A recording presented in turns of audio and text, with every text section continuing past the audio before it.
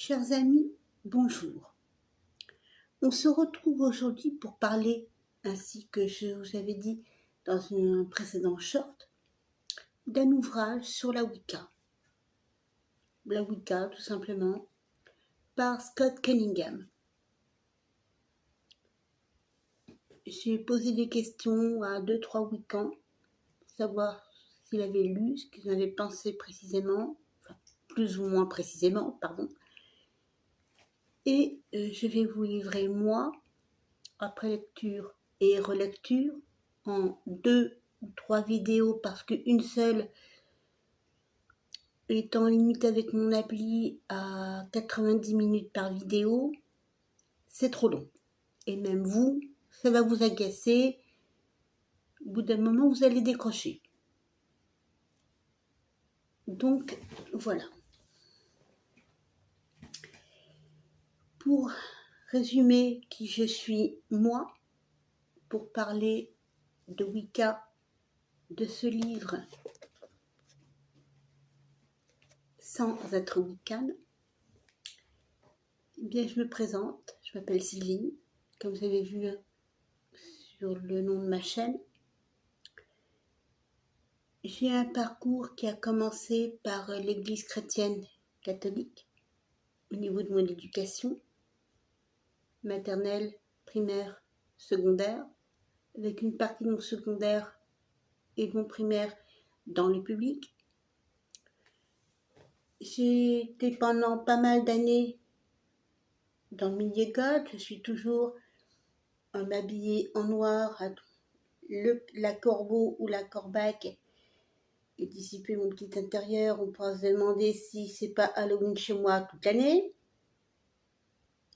Mais ça, c'est chacun ses goûts, hein, voilà.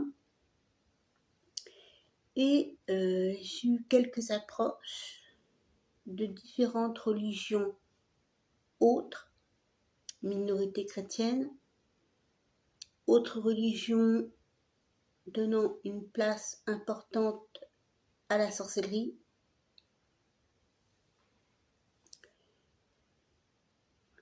Et j'ai également un goût assez prononcé pour l'histoire. Donc je vais tâcher de vous résumer, enfin, résumer serait plutôt un euphémisme, ma vision des choses par rapport à cet ouvrage, de façon à être aussi objective que possible, tout en vous partageant bien entendu certaines de mes façons de voir et de penser relatives à certaines choses. Sur ce,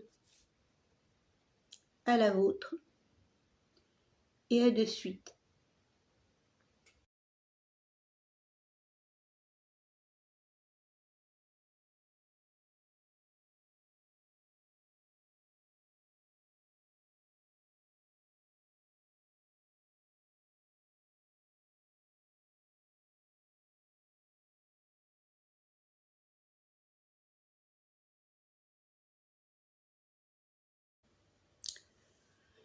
Donc, venons-en, s'il vous plaît, maintenant dans le vif du sujet.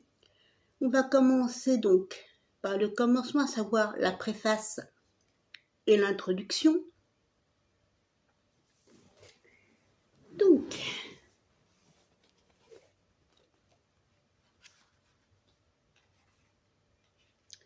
guide de pratique individuelle. Ah, bien. Manuel de magie blanche, rituels, recettes, herbes, invocations. Alors, ces propos sont corrects, mais alors sur une partie de l'ouvrage, la troisième partie. Les 2 premières, c'est de la théorie, des explications sur ce qu'est la Wicca. Sachant que dans la préface, l'auteur de cet ouvrage explique qu'il entend répondre au travers de son livre à la question que plein de gens se posent, dont moi pour ça que j'ai acheté le livre en premier lieu. Qu'est-ce que la Wicca? Donc, on en retire dans un premier temps comme quoi s'il y a un mot qui doit ressortir de la Wicca, c'est le mot liberté. Dans un premier point. Second point, la règle fondamentale, le fondement, enfin, si on peut dire, oui, même fondamental de la Wicca, au travers de ce que j'en ai écouté chez d'autres internautes non-wiccans et wiccans, c'est fais ce que tu veux tant que tu ne fais de tort à personne.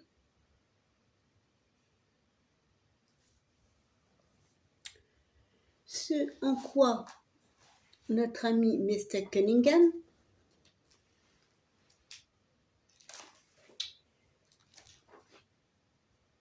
rajoute un sous-entendu implicite que j'ai noté.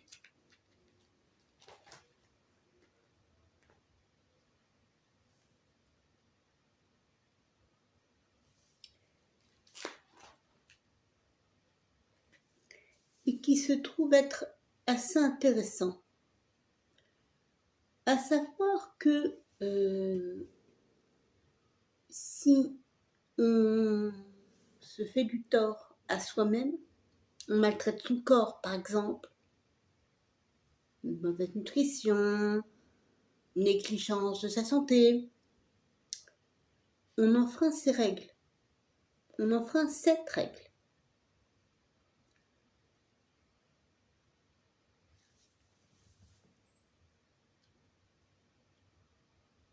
Et ceci, le sous-entendu est clair là, c'est de quelque façon que ce soit. En revanche,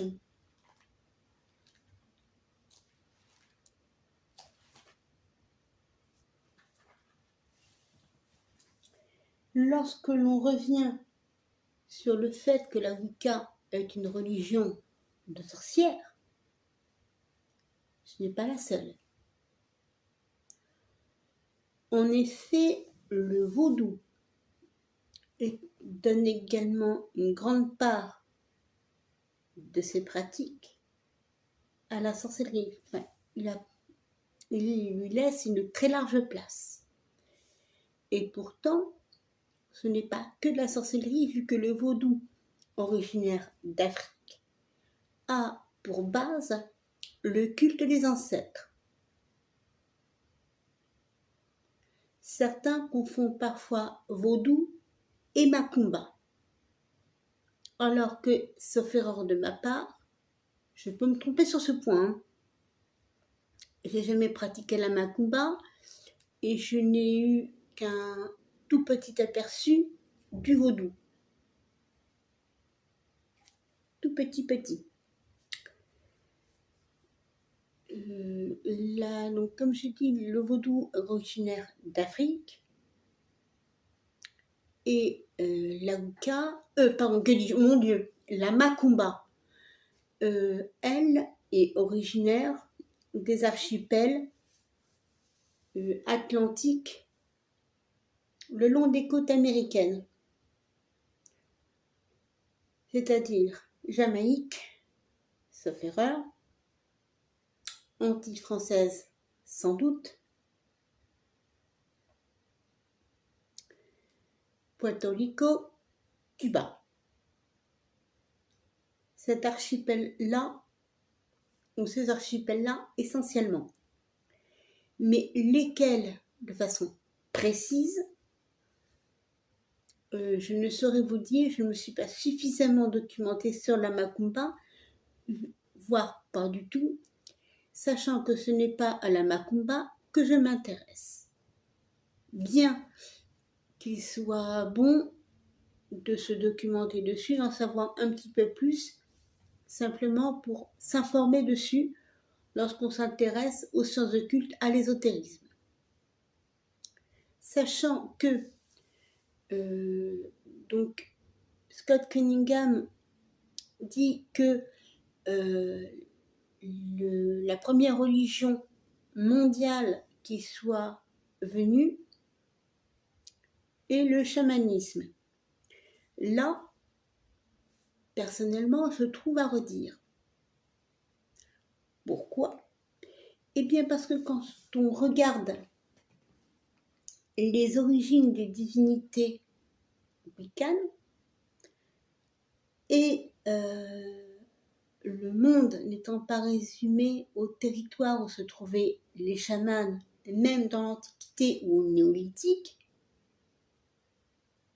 qui est, comme chacun sait, non pas l'Antiquité, mais la fin de la préhistoire, on peut dire qu'il y a beaucoup de civilisations où la magie, la sorcellerie avaient une part importante. Prenez par exemple l'Égypte antique. Les prêtres de l'Égypte antique, on ne me fera jamais avaler qu'ils ne pratiquaient pas la sorcellerie, et même chez les particuliers.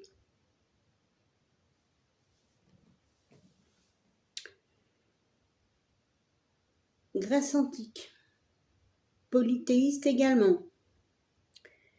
La Grèce antique, la Pythie, c'était quoi? L'oracle de chaque divinité qui se trouvait en un lieu précis et reculé, entièrement dédié à la divinité en question. C'était relié à quoi? À l'étude simple de la botanique, de l'histoire, des tablettes, de l'écriture et tout ce qui s'ensuit? Non. Magie, voyance, sorcellerie. Tout ce qui va avec.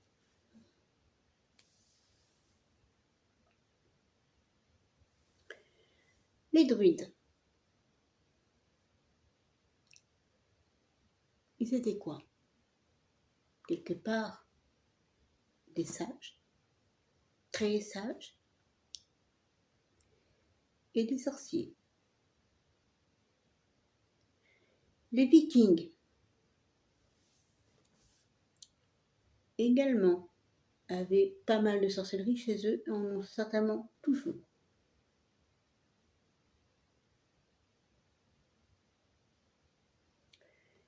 Aux Indes, à cette époque-là, également religion polythéiste. Écriture extrêmement ancienne, ou presque aussi ancienne, voire autant que les hiéroglyphes, mais pas aussi connue sur notre bon vieux continent.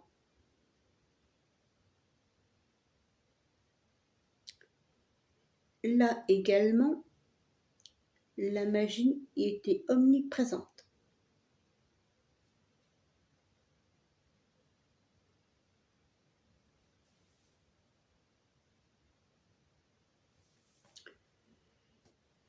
Donc voilà un peu, pour résumer, ce en quoi Mr. Scott Cunningham est, à mon sens, incomplet ou se limite, pour moi, au niveau de la vision des choses concernant les débuts dans le monde de la sorcellerie.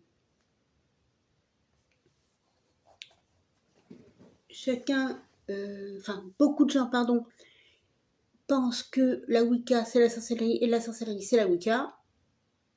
Non. Je ne suis pas Wicca. Et pourtant, je m'intéresse au sens occulte depuis un bon petit moment.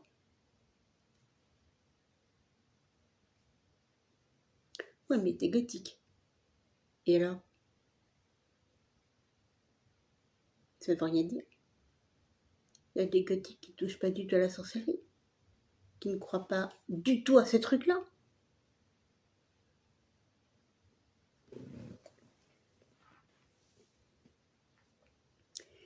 Oh, j'allais en oublier.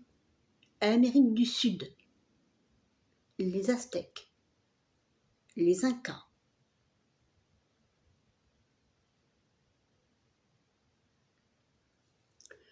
Eux aussi avaient pas mal de pratiques magiques dans leurs croyances. Ils en avaient beaucoup. Parce qu'il y a des choses qu'on a retrouvées qui demeurent pour pas mal de gens ayant étudié ces ouvrages-là, ces œuvres-là sur place, et maintenant très certainement également avec des drones qui demeurent inexpliqués.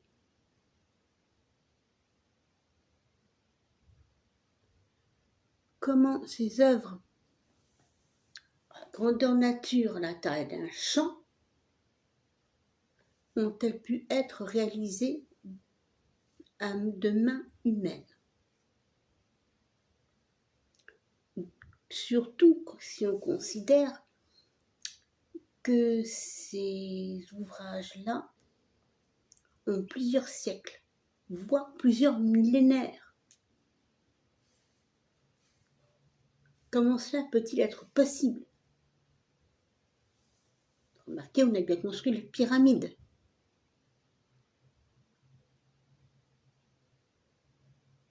Donc des pyramides à ce type d'ouvrage, il n'y a qu'un pas, c'est certain.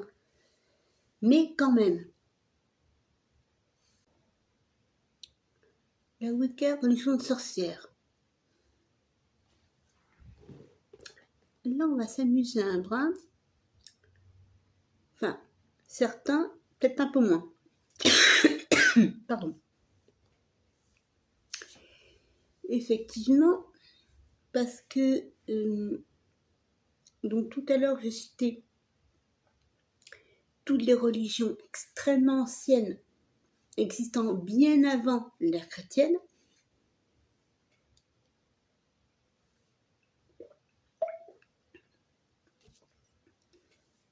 Où la sorcellerie existait, omniprésente même dans certains cultes davantage que d'autres. L'Église n'est pas exempte de cet exemple. En fait, je dirais même qu'aucune religion au monde est exempte de sorcellerie. Aucune.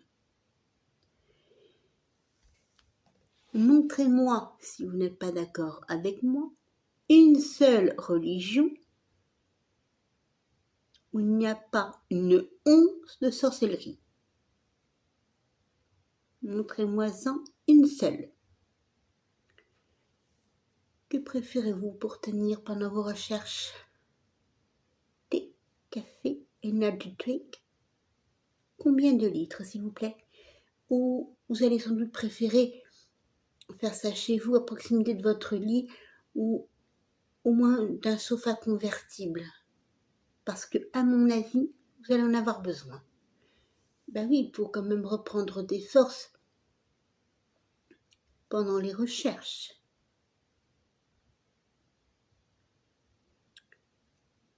Bon courage à vous et prévenez-moi quand vous aurez trouvé, s'il vous plaît. Je serai tout oui, de chez tout oui, à vous entendre ou à vous lire. Les amateurs de mystère et tout ce qui s'ensuit vont trouver, en plus des amateurs de liberté, ceux qui ont la liberté comme étant leur principal credo, la Wicca très intéressante, en complément des sorciers ou des sorcières. Mais Mais en même temps, comme je vous l'ai dit en introduction, je suis issue de l'Église catholique. Et là, chez eux, je crois que j'aime pas trop me faire quelques copains. Non. Il y en a qui, bon, ceci dit, je vous dirais, le fait d'avoir intégré plus ou moins le milieu goth, je me fais régulièrement traiter de sataniste et tout ce qui s'ensuit. Ah bon, bref. Mais je dirais que les grenouilles de bénitier, les pudibonderies, qui seront toujours avec pour principal hobby, en sortant la loupe, le microscope, pour bien regarder la petite poussière qu'il y a dans l'œil du voisin, on en aura toujours, et ce, pas uniquement dans l'Église catholique.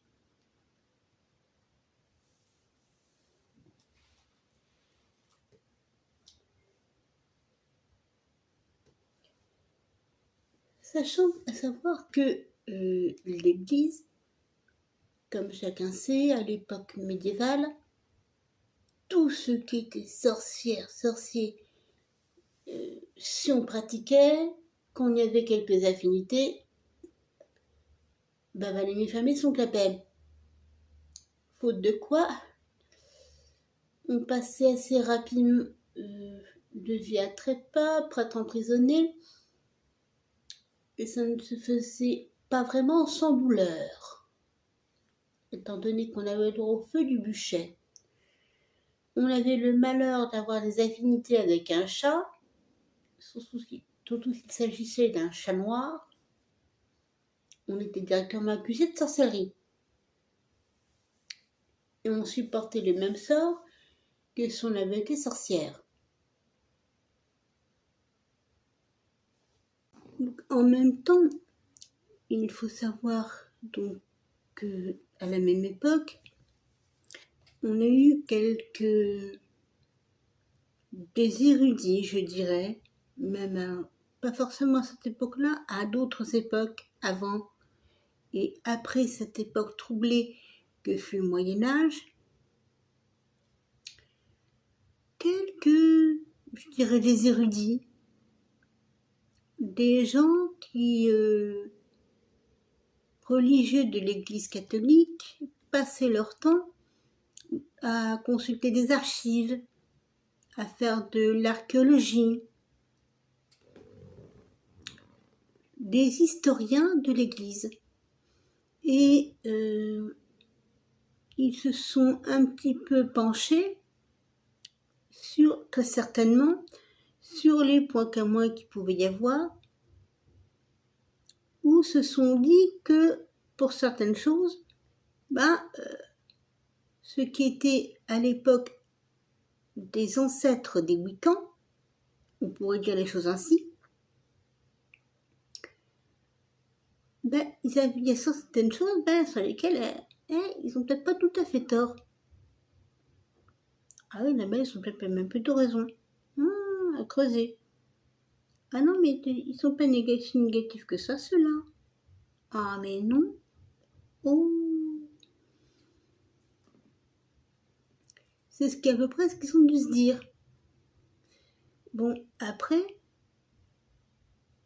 les croyances qui sont à l'origine de la Wicca sont extrêmement anciennes, bien plus anciennes que les débuts de la chrétienté.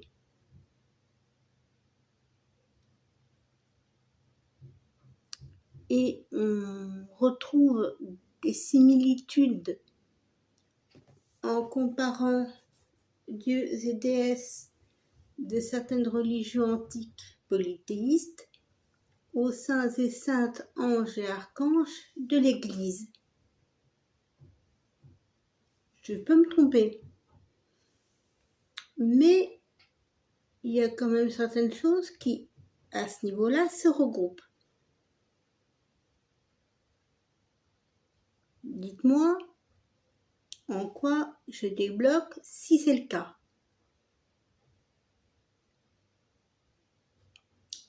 Mais bon. Après,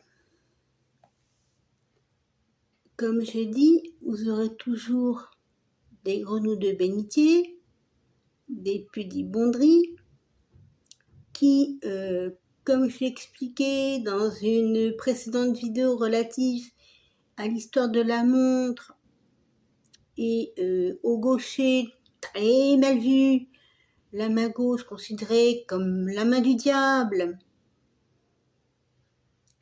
Alors, moi qui porte ma montre du côté droit en étant droitière,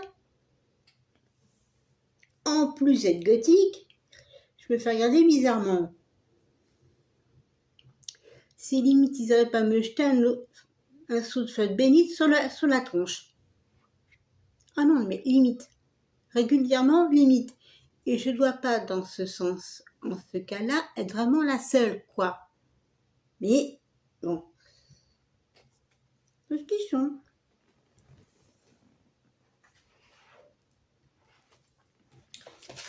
Pour en revenir à des choses plus neutres, tout ce qui est consécration personnelle et assimilée, dans ce livre, donc, c'est abordé au chapitre 12. Je préfère vous laisser les lire vous-même et faire votre pelote. Personnellement, il recommande de s'acheter des cahiers, enfin pour faire le livre des morts qu'il indique en troisième partie d'ouvrage, et ce que moi j'ai décidé d'appeler un carnet de bord. Je crois que c'est fait pour y retracer toute sa progression magique. Enfin bon, il préconise des cahiers, des gros cahiers reliés et tout. Moi, personnellement, pour ce genre de choses-là, je suis pas d'accord, je préfère ça. On comprendra facilement pourquoi.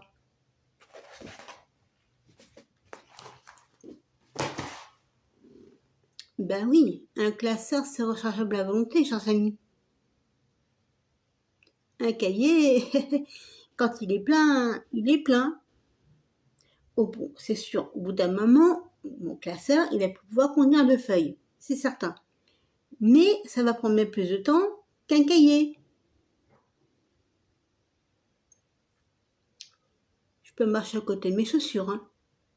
Je peux tout à fait être à 200 bornes de mes chaussures.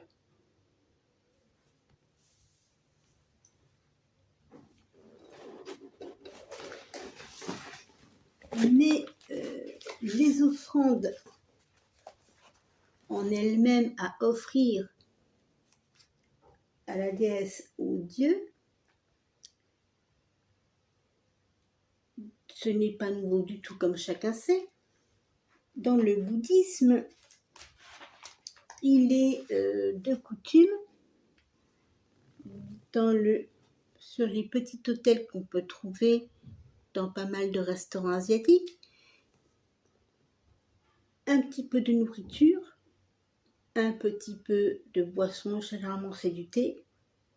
Souvent la nourriture offerte, c'est du riz la plupart du temps, et un voire 2 bâtonnets d'encens, généralement c'est un bâtonnet d'encens, mais je vois rarement, à moins que ma mémoire me fasse défaut sur ce point, des bougies ou des chandelles.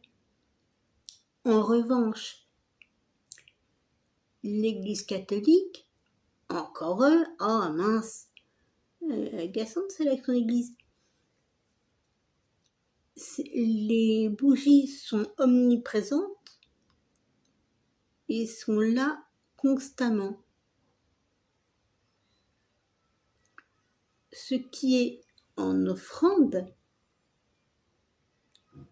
de façon quasi permanente apportée par les fidèles, c'est effectivement là aussi des fleurs, des bouquets, simplement un bouquet, une composition florale amenée de chez un fleuriste, enfin, ou préparée simplement par l'une des dames de la paroisse qui connaît un petit peu la question. Ce genre de petites choses.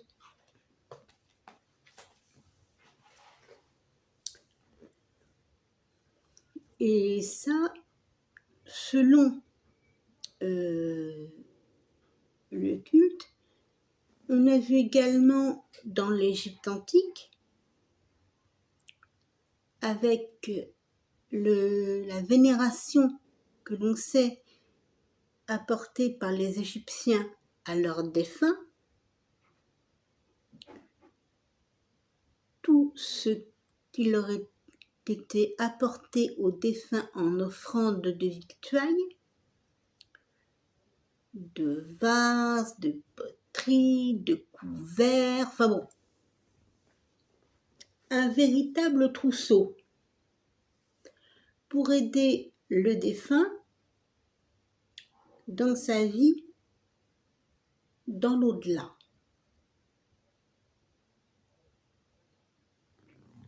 Sachant que pour eux, il y a une vie après la mort.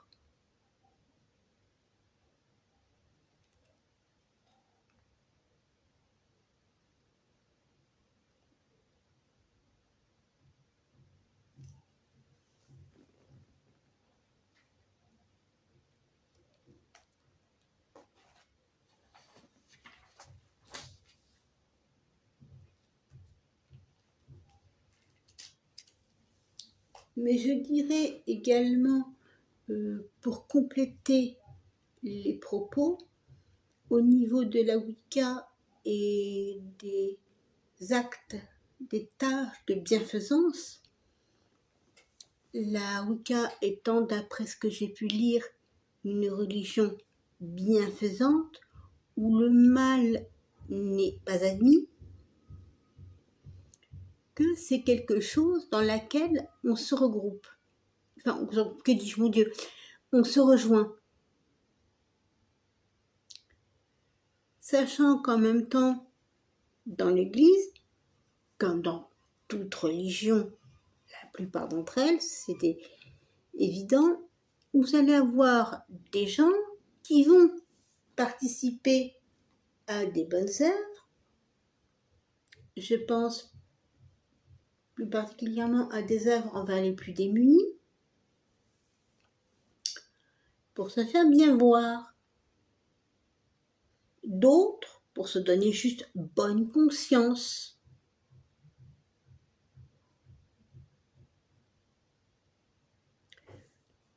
Oh, mais elle est bonne chrétienne, elle va régulièrement donner un petit coup de main à ci ou à ça, à telle œuvre.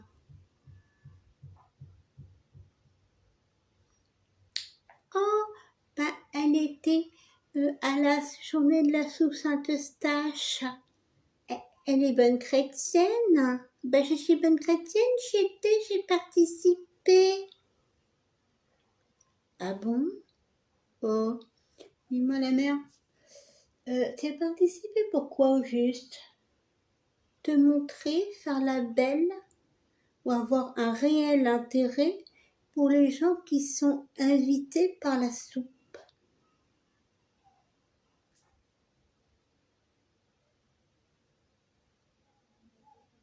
Très bonne question.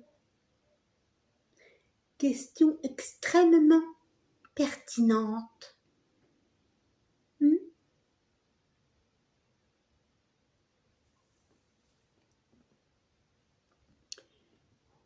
Et les tâches que nous avons, pour en revenir à ces tâches et œuvres bénévoles,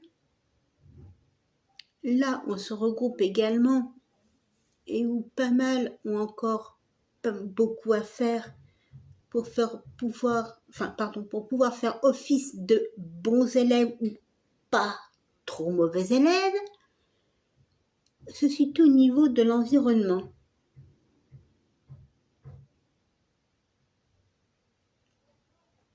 Quand on sait la nature de l'être humain et sa faculté à détruire son environnement,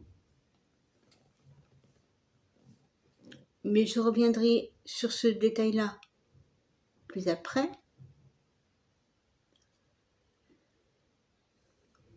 L'homme est un prédateur à part entière, voire même l'un des pires. Et on peut un brin lui dire merci s'il y a des trous dans la couche d'ozone. Enfin bon, bref. Le fait est que maintenant le mal est fait, faut qu'on tâche d'y remédier. Et tout ce que l'on peut faire, quelles que soient les idées religieuses qu'on ait chacun,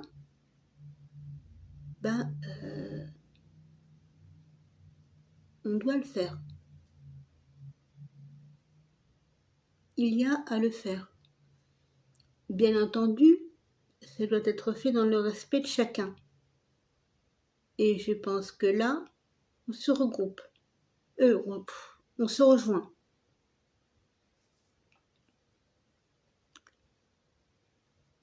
Beaucoup de gens de différentes religions, qu'on soit musulmans, juifs, wiccans, vaudous, cathos, protestants, orthodoxes ou qu'est-ce, on se rejoint, on se regroupe là-dessus. Parce que quelle que soit notre religion, on est tous dans le même sac, tous dans le même bateau. La couche d'ozone, elle est la même pour tout le monde. Le réchauffement climatique, les dérèglements climatiques, c'est les mêmes pour tout le monde.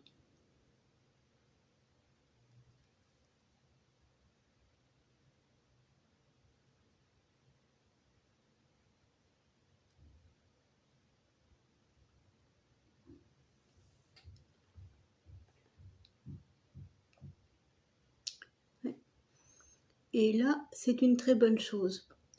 Par contre, on a à se communiquer les uns aux autres les petits plans pour ci, les petits plans pour ça, de façon à être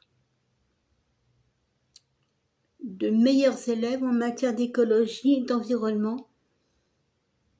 Ce qu'on appelle maintenant chez les politiques la transition écologique. Cela, c'est seulement maintenant qu'ils se réveillent. Alors qu'on sait que le monde va mal, que l'environnement va mal depuis des lustres. Mais bon. Donc, maintenant, nous allons aborder la partie de l'ouvrage relative à la réincarnation, aux incarnations et à la prière. La prière, donc je vais citer à ce niveau-là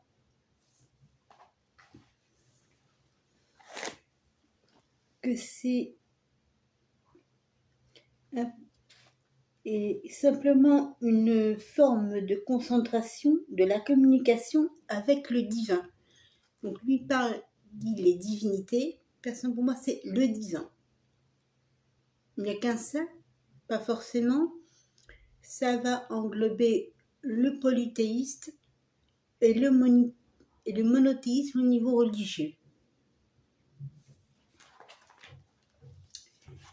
Sachant que tout le monde, sinon pas mal de gens, seront d'accord sur ce point. Ça fait rare, bien entendu. Donc la prière est simplement une forme de concentration de la communication avec le divin.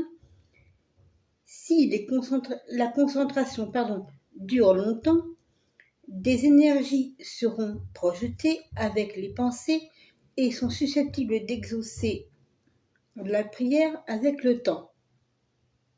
En fait, la prière est une forme de magie religieuse. Il considère que, je cite, la magie est la pratique qui consiste à mettre en mouvement les énergies naturelles pour causer un changement nécessaire. Que la magie n'est pas un moyen d'obliger la nature à faire vos 4 volontés et n'est en rien surnaturel.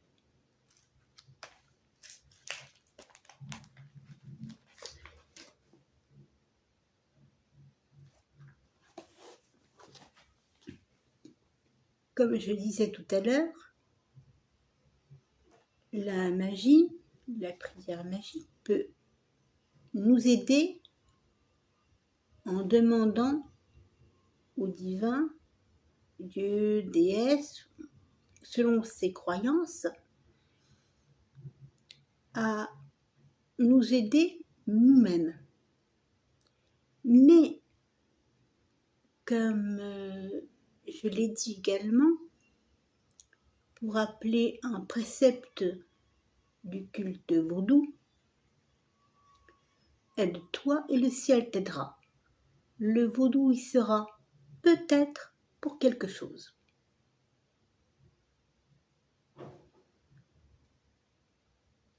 Car si on ne fait rien par soi-même, qu'on attend que ça nous tombe tout cuit dans le bec, simplement en faisant son petit rituel, ses petites prières aux coquesses, je crains qu'on attende longtemps, voire très longtemps. Il est même fort possible qu'on sera à manger les pissenlits par la racine, qu'on attendra encore.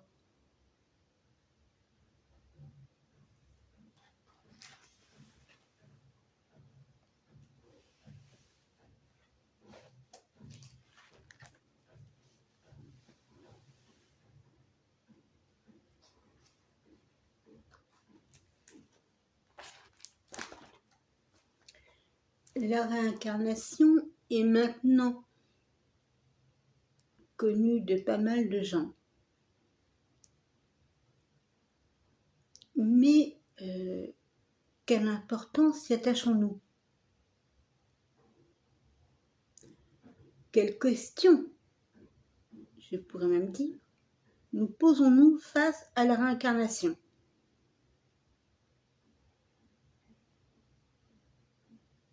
Par rapport à des endroits où on n'a jamais mis les pieds et on a le sentiment de connaître cet endroit-là depuis toujours, depuis des lustres. Oui, en fait, depuis toujours. En n'y ayant jamais mis les pieds auparavant.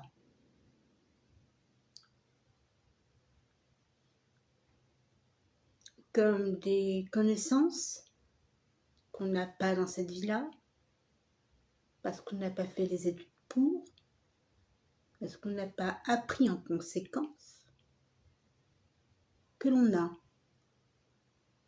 Des connaissances qu'on a en soi qui reviennent à un moment donné de son existence ou de temps à autre, comme ça.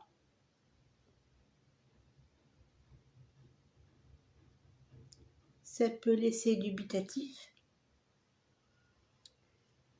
comme ça peut inciter à ce que l'on se pose des questions sur l'incarnation, la réincarnation, les vies antérieures.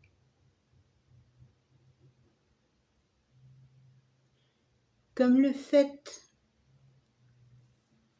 des coïncidences de la vie. J'estime pour ma part qu'il n'y en a pas.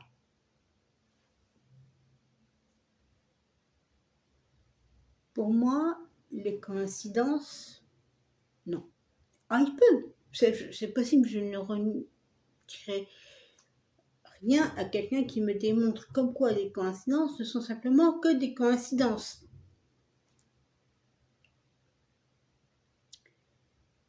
Mais je pars d'un principe personnel, comme quoi nous sommes sur une route inconnue, à sens unique, avec de place en place des carrefours, des croisées du chemin. Et selon le chemin, la route qu'on va choisir de prendre, il va se passer ci ou ça. Mais comme je l'ai dit, c'est en sens unique ou sens unique. Il n'y a pas le moindre moyen de revenir en arrière.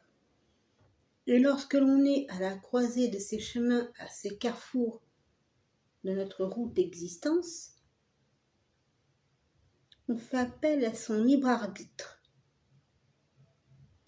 lequel libre arbitre est tout autant valable pour ne pas s'imposer quelque chose qui ne nous convient pas, notamment pour le choix de suivre un coven ou d'exercer, de pratiquer en solitaire. Parfois, c'est une obligation, mais ça peut aussi être un choix.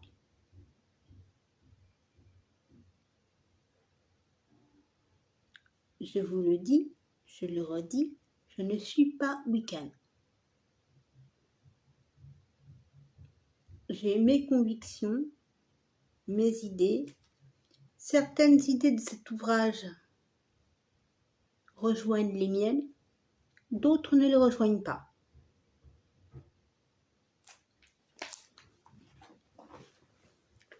Notamment quand Mr. Cunningham dit que dans la plupart des ouvrages sur la Wicca,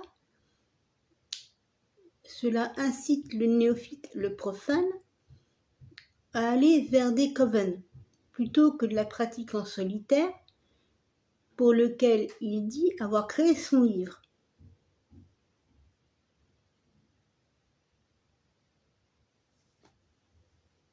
Alors que, à un moment donné de ce même ouvrage, il suggère aux adeptes en devenir d'intégrer des groupes.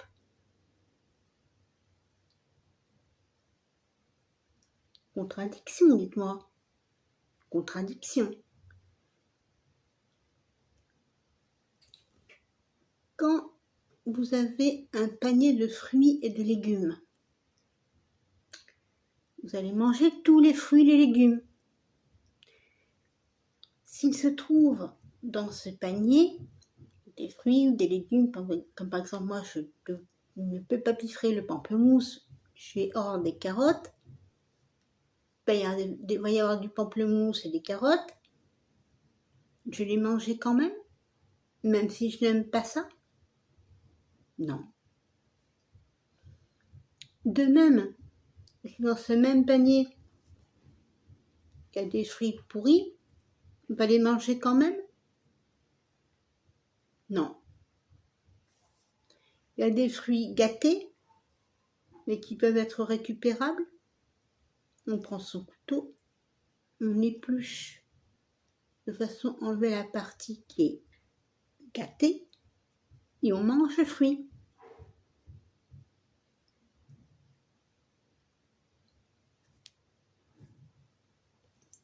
Dites-moi, à propos du premier Wiccan qui est apparu, ouais, j'ai une petite anecdote là pour vous, va rire. Moi, ça me fait penser à un truc tout con. Entre l'œuf et la poule, quel qui est arrivé le premier? Dans un premier temps, on peut penser que c'est la poule qui est arrivée en premier pour pouvoir pondre son œuf. Mais en fait, si la poule a pu pondre un œuf, c'est qu'elle a été elle-même poussin avant, puis œuf avant d'être poussin.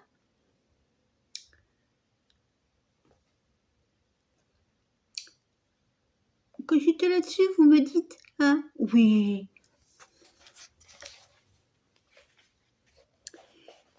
Parce que bon, quand on regarde bien là, oh, j'ai repris le bouquet, pas mon porte-vue. Ok. Donc on a dit, la plupart de... La question intéressante soulevée, qui a initié le premier Wiccan? Voilà précisément ce qui m'amène à sortir cette petite plaisanterie sur l'œuf ou la poule, lequel des deux qui arrivait en premier.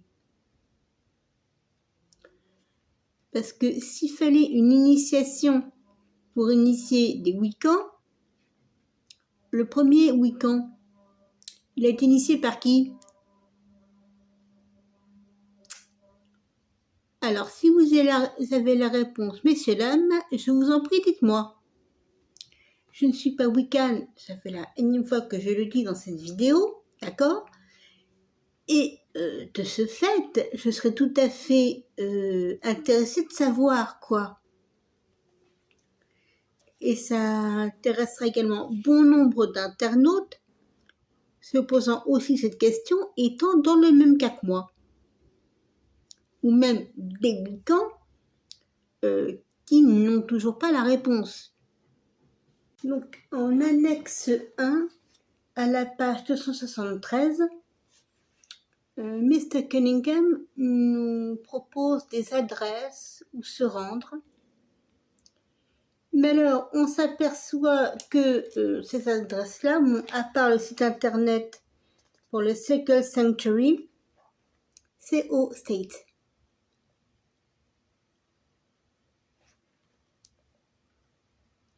Donc, on a Barnwell, W1, 53507,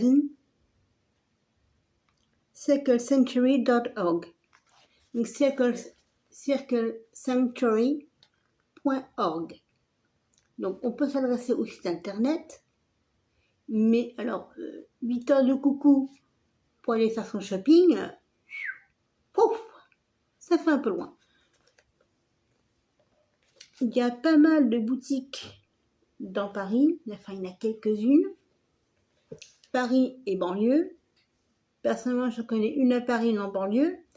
Et il y a des sites internet également. Oh, on a cassé le coucher avec internet. Comme ceux où je me fournis pour différentes choses. Shine ou Temu, pour ne citer que, qui proposent des objets, pas forcément des produits, mais des objets pour se constituer ces petits trucs. J'ai sa petite vaisselle, pour ainsi dire, à des coûts tout à fait corrects, voire même plus que corrects. Je prends pas l'exemple d'un bol chantant qu'on va trouver à 150-200 balles à Vincennes. Vous allez le trouver entre 15 et 25 € sur Shine ou Temu. Ceux qui n'ont pas tellement de moyens, inutile de préciser où ils vont aller. Vous avez par exemple des bols en bois gravés avec un pentagramme, des symboles de déesse. Pareil, 7-8 € sur Temu. Petite coupelle, je crois que c'est en ferraille, ouais, 5 €. Bon, différentes petites choses comme ça qu'on peut trouver sur internet sans avoir à aller directement dans des adresses spécifiques. Ou moi j'ai acheté mon livre simplement à la FNAC, j'ai pu constater de fait qu'il y a pas mal d'ouvrages que je trouvais au préalable en boutique ésotérique. Je pense en particulier à la librairie de l'inconnu, qui est une excellente librairie que je connais depuis plusieurs années. Quelque chose comme un peu plus de 20 ans.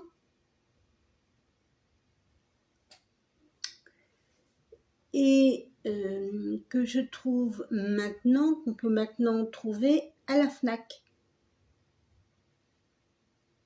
Sans parler de salons, je pense à un particulier qui est du côté de Charleville, sauf erreur, parce que je n'ai pas encore mis mes pieds dans ce salon.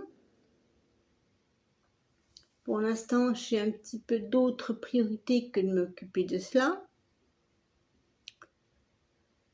mais c'est un petit peu, je dirais, un projet d'aller faire un petit tour, s'il me prend l'envie de visiter la Belgique, d'aller faire un tour à Charleville lors de ce salon. Il y a différents autres sites intéressants, on peut trouver des trucs sympas, utiles, à pas trop cher. Et sinon, vous avez des ouvrages comme La sorcière du foyer, ou titre assimilé, voilà, qui vous permettent de faire des choses bien, sans pour autant aller autre part qu'au supermarché. Et sans faire autre chose que sortir non pas le chaudron, mais la casserole ou la poêle à frire.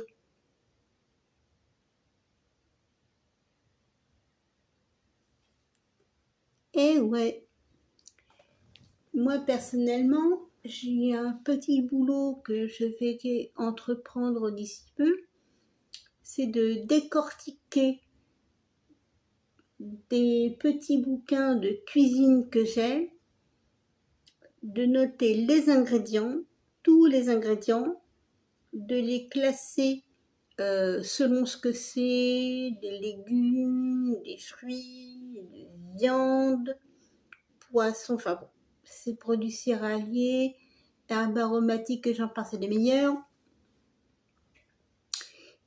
De classer tout cela et de voir, de me faire un petit classeur ensuite, quelle propriété a tel aliment plutôt que tel autre. Ça, c'est pas mal en plat se constituer. Ça demande du travail. Ça demande du temps. J'en ai à consacrer actuellement en avant.